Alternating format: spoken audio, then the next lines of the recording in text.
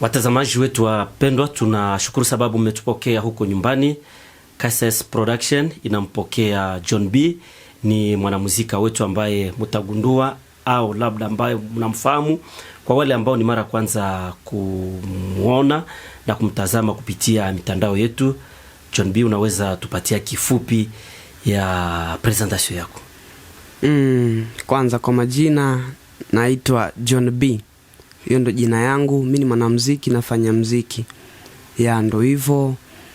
Kwa hiyo nyinyi kama shabiki zangu, kwanza nawaomba support, na nafanya muziki na account yangu ya TikTok, YouTube, ukaandika John B utanipata kama kawaida. Ndo hivyo. John B, kama tunakupokea ndani ya studio ya KSS, ni kupenda kujua sababu ulikuwa na tamasha kabambi huko Lukanga, ni katika mtaa wa Lubero. Unatupatia kifupi kama mambo ilipita namna gani? Mambo ilipita vizuri, tunashukuru Mungu kama kawaida. Mambo ilipita vizuri, watu walikuja, show iliisha vizuri, salama kabisa. Kulikuwa jambo moja ambalo lilivutia watu wengi. Kulikuwa jeep la wanajeshi, walikushindikiza, waliweka ulinzi wako. Ulijisi namna gani wakati serikali yao yenyewe ilisapoti hiyo tamasha ambayo ilikuwa Lukanga? Yani hiyo ni jambo kwanza, na mimi mwenyewe nilistuka. Tami peke yangu sikutarajia iwe hivyo. Yani na mimi nilishangaa, hata mimi mwenyewe nilishangaa. Ulinzi ulishika, kama nilivyoimba, ulinzi wa Mungu umebana, umeshika na umeshikika man. Ulinzi ulishika, nilishangaa. Wanajeshi walinipa support kabisa, ndo maana mambo yalipita vizuri, hakukuwa shida yoyote. Wakati unaposikia fununu fulani za kutoka huko Lukanga, watu wanasema nini? Lukanga.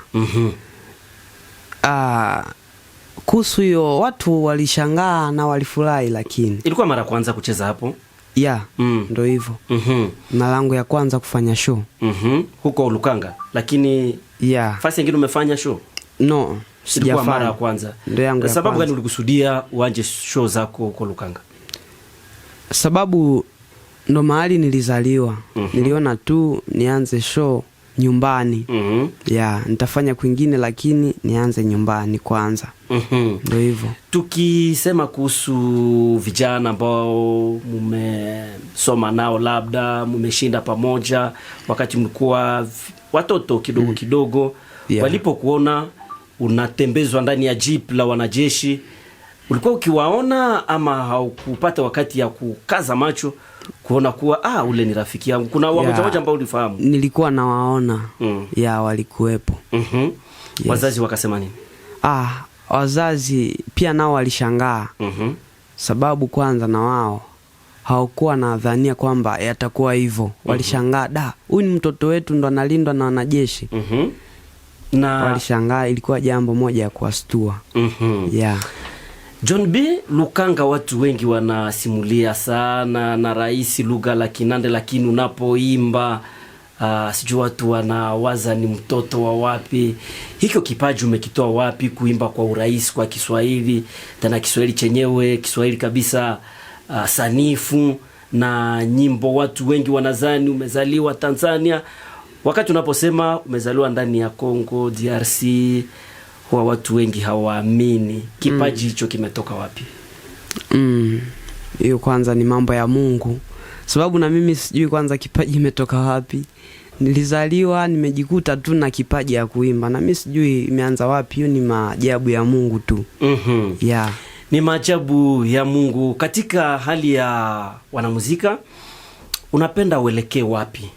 Umefika mahali fulani na proje zako, unapenda uende wapi? Ndoto zako ni nini?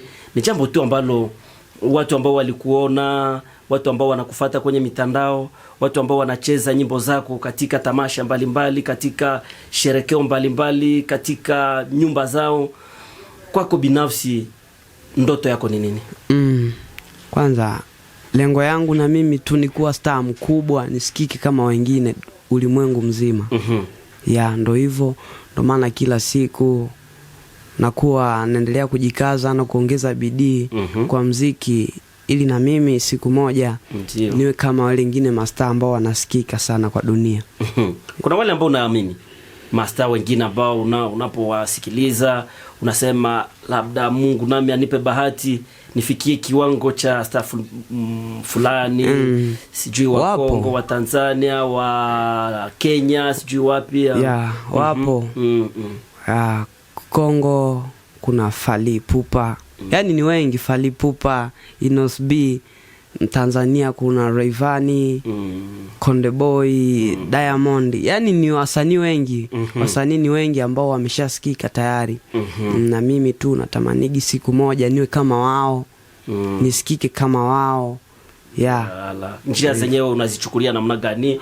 Kusema ninapofanya hivi ama kuna hakikisho fulani mimi nasema kuna dalili ya kuonesha kuwa labda nami nitafikia lengo langu? Dalili zipo. Sababu kwanza, wakati nilianza sikuwa hivyo. Hata mimi mwenyewe nikijiona kwa picha ya zamani na ya sasa, naona kweli Mungu amefanya maajabu yake. Kweli Mungu anafanya maajabu yake. Na naona kwanza nilianza nilikuwa sijasikika hivyo, nimesikika kidogo ujue. Mungu amesaidia. Sipo tena kama mwanzo. Hapo hizo ni dalili ambazo zinaonesha ya kwamba tena kesho itakuwa zaidi kuliko leo. Tukimalizia tunaweka muzika. Utakuwa ukiimba na muziki yenyewe ukiendelea.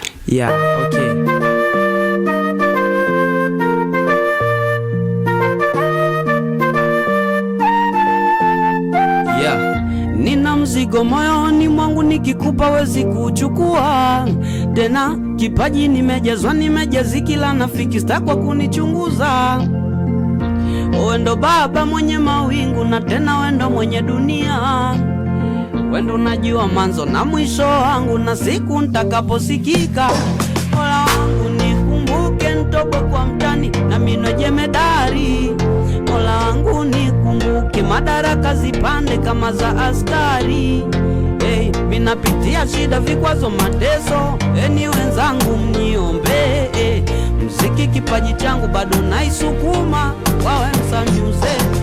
Mziki nilianza utotoni paka kwa ujana wangu, takikiza na paka kwa uzee. Nipo sokopi na hapo kwanza sijafaki, ukija kusingua wechizi unapakwa rangi. Asante sana. Tunakushukuru kwa kupokea ndani ya studio zetu. Tunashukuru sana kwa kupokea ndani ya studio zetu. Na tunawaza haitakuwa mara mwisho, kila mara tutakuwa tukiita ukija kutuelezea mambo mingi hivi. Tunashukuru na watu wote ambao walikuwa wakitutazama, na tumeonesha huyo ni John B, mwanamuziki wa hapa mjini Butembo.